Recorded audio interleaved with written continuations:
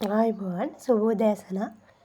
ඉතින් මේ දියදම් පාක් එකට ගිය දවසක ගත්තු පොඩි වීඩියෝ ක්ලිප් ටිකක් සහ ෆොටෝ ටිකක් තමයි. මේ දියදම් පාක් තියෙන්නේ දියදම් උයන ගාල්ල දිස්ත්‍රික්කයේ. ඇත්තටම ගොඩක් ලස්සන ස්ථානයක්. අපිට දරුවොත් එක්ක ගිහිල්ලා විනෝද වෙන්න පුළුවන් ස්ථානයක් දියදම් උයන. ඉතින් මේ ආපදා තත්ත්වයට කලින් දවසක කියපු වීඩියෝ ක්ලිප්යක්. දැන් මෙතන තත්ත්වය කොහොමද කියන්න මන් දන්නේ නැහැ. එතන ගොඩක් ලස්සනට පවත්වාගෙන ගිහින් තිබුණා. බෝට්ටු සවාරි, ෆිෂ් තෙරපි, ඒ වගේම ළමා උද්‍යානයක්, ඒ වගේ දේවල් පවත්වාගෙන ගිහින් තිබුණා. ඇත්තටම මෙතන සේවක මණ්ඩලය ලොකු පරිශ්‍රමයක් දරලා තිබුණා.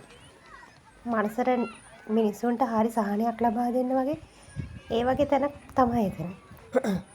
ඉතින් මේ ස්ථානට ගිහිල්ලා අපිට ෆිෂ් තෙරපි වගේ මේ සේවාවල් ලබා ගන්න පුළුවන්. අපි ඉතින් පොඩි ගාණක් ගෙවලා ඒ අවස්ථාවත් ලබා ගත්තා. ඒක ඇත්තටම හරිම විනෝදජනක අවස්ථාවක්. දරුවෝ එහෙම ගොඩාක් සතුටටපත් වුණා. මේ තියෙන්නේ ඉතින් අපේ කට්ටිය බෝට්ටු සවාරියක් ගියපු අවස්ථාව. ඇත්තටම එයාලා බෝට්ටුවේ ගිහිල්ලා ගොඩක් විනෝද වුණා. මේ බෝට්ටු සවාරියටත් මේ නඩත්තු කරන පිරිසට පොඩි මුදලක් ගෙවලා අපිට සහභාගී වෙන්න පුළුවන්. 4 දිනකට වගේ පොඩි ළමයි දෙන්නෙක් එක්ක යන්න පුළුවන් මේ බෝට්ටුවේ. මම ඉතින් ඒ අවස්ථාවේ පොඩි වීඩියෝ දර්ශන ටිකක් ගත්තා. ඇත්තටම හරිම ලස්සන අවස්ථාවක්. හවස් වරුවක යන්න තිබුණොත් ගොඩක් අපිට විනෝද වෙන්න පුළුවන්. ඉතින් හවසට බඩගින්නක් ආවොත් අපිට අවශ්‍ය පරිදි කෑම ගන්න හැකියාව තියෙනවා.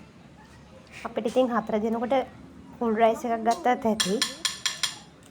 ඉතින් මේ ළමයි දරුවොත් එක්ක ගිහිල්ලා අපි කෑම ගත්තා.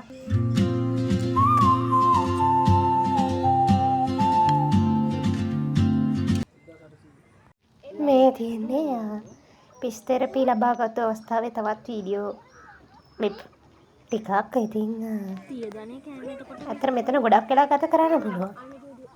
එතකොට හවස් හරුවේ දර්ශනය බලා ගන්න පුළුවන්. හරිම නිදහස්.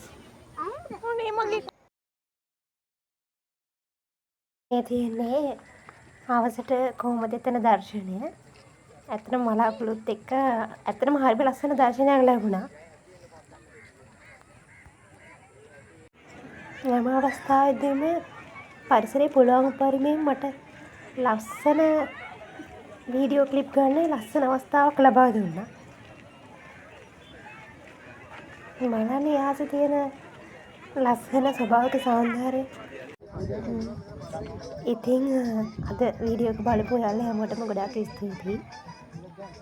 ඉතින් තවත් ඉක්මනට අලුත් වීඩියෝකින් ලස්සන දවසකින් අපි මුණ ගැසෙමු.